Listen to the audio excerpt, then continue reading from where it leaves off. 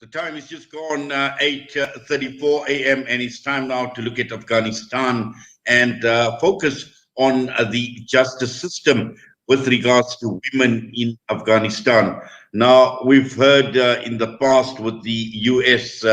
Invasion of Afghanistan, with the coalition that had gone into Afghanistan, and now with the withdrawal of the United States of America, question marks are being raised with regards to women and the justice system. One of the justifications that the coalition at that point in time had raised, and also the United Nations, was the Taliban and its treatment of women and in meting out justice to women. But there is a Human Rights Watch report that is entitled, "I Thought Our Life Might Get Better."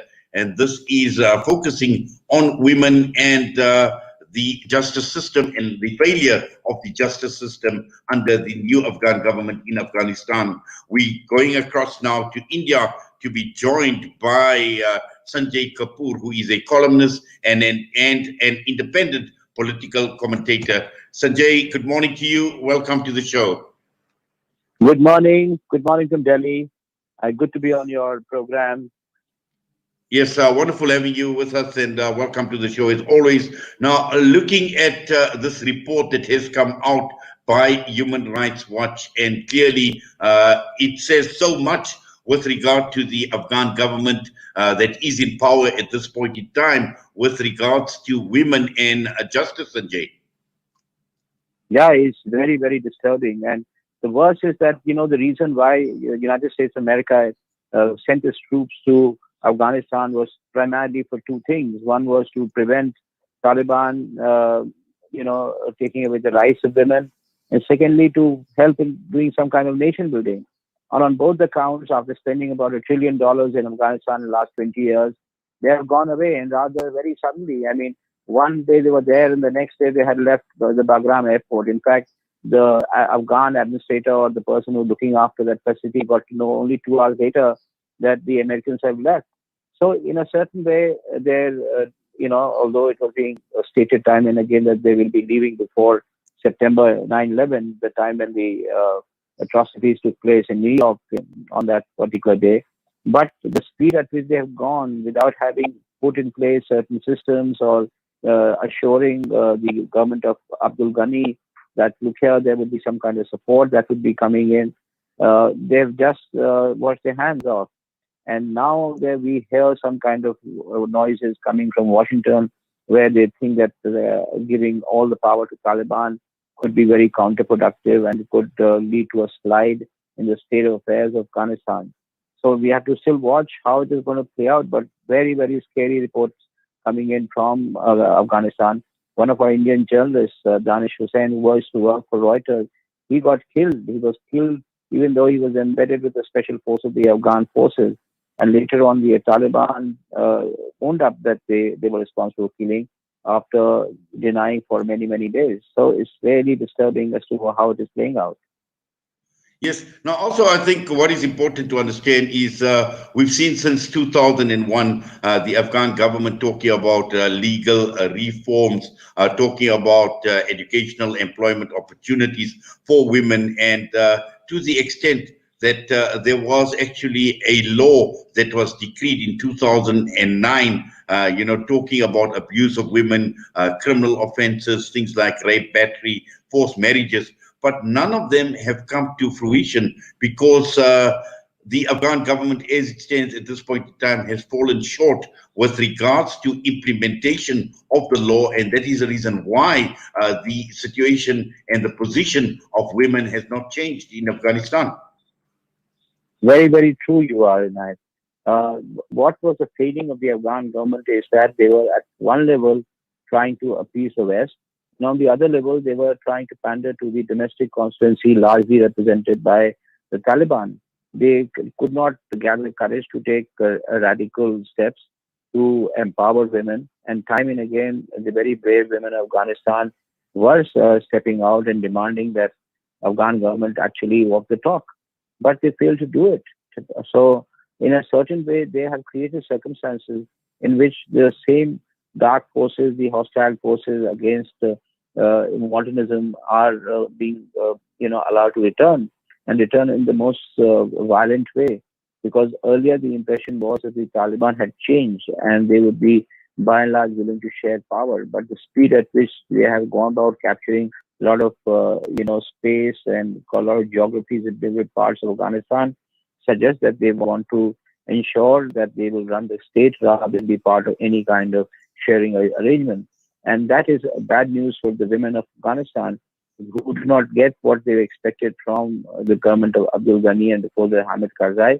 And now that even the pretense would be over, the fig leaf would be over because Taliban could generally turn around and say that even when you had a government which was favorable and was swore by you, didn't do anything. So what do you expect from us? So the story that I'm getting from Kabul is that many of the young soldiers of the Afghan army are getting killed, and their widows are being forced to marry the Taliban fighters, especially in the area that are coming under the occupation. So I don't know how much of truth there is, or it's difficult to establish the veracity. But the fact of the matter is that these stories will gather for momentum, and there will be a certain kind of helplessness that we see in the media. Nothing much gets reported. Well, certainly. And I think what is going to be interesting to note is, as you mentioned, with the speed that the Taliban has been taking over large parts of Afghanistan, this sharing of power, is that going to happen, or are we going to be seeing a government under full and complete control of the Taliban? So, the basic design was this. This is actually a script which is playing out. Even when the negotiations began in Doha, Qatar, the belief was that if you give certain kind of legitimacy to Taliban, they would use it to militarily launch themselves in that country and lower the resolve of the Afghan army or the so-called the secular forces which are standing up and who need support from the U.S., the international community, and the Afghan forces. But once the United States government shows desperation to leave Afghanistan and also supported by other elements, then there is no hope whatsoever. And that is why you have so many Afghan soldiers actually giving up arms in the belief that the government is going away and we have to cut deals to be on the side of the Taliban. Little did they know that there is no accommodation within the Taliban, and that is why so many of them are getting killed, because Taliban is it is not a very homogeneous entity. There are all kinds of elements. There are also allegations that you have a lot of people from special forces of Pakistan who are seeing that they have a say in the way the government is formed in Kabul, because they believe in a concept called strategic depth, which is based on this assumption that if there's a war between India and Pakistan, they would allow their army and their special effects to shift to Afghanistan and somehow save themselves. This strategic depth as a concept came into being when Pakistan lost against India during the 1971 war in Bangladesh, and they don't want a repetition to take place. That is why they want a friendly government in Kabul, and the bulk of the animosity and the violence that is seen, according to many people, is because of the tension between India and Pakistan and the desire of Indians to remain a factor in Afghanistan. So Pakistan wants to change that, and they think the Taliban and the assertion by Taliban, military assertion by Taliban, would ensure that. Yes, and I think this finally, obviously, we know that there is growing Taliban influence and control in the country. And the key issue here is, and as you speak about the geopolitics of the region, what is playing out between Pakistan and India, but it's important for Afghanistan's international partners to provide some sort of support to Afghanistan, whether it's going to be a coalition government with the present Afghan government and the Taliban, or even if the Taliban takes complete control of the country. Can I add one thing more, Inayet? Yes, please. The other aspect which I forgot to include is that in the 20 odd years that the international forces have been in occupation of or been running Afghanistan, one expected that the opium production would fall dramatically. But there is an area in Afghanistan called Helmand, which was controlled by the Britishers right till 2014. And if you look at the figures coming on from United Nations Drug and Opium, that entity UNODOC, you would find that they have slowly, not slowly, but rapidly increased from some 200 tons to some 8,000 tons of opium, which is subsequently turned into heroin. And even the drug users, both in Afghanistan and Pakistan, have multiplied many times over because the opium from helmet is one of the best in the world. And that is what has been flooding Afghanistan and the West all these years.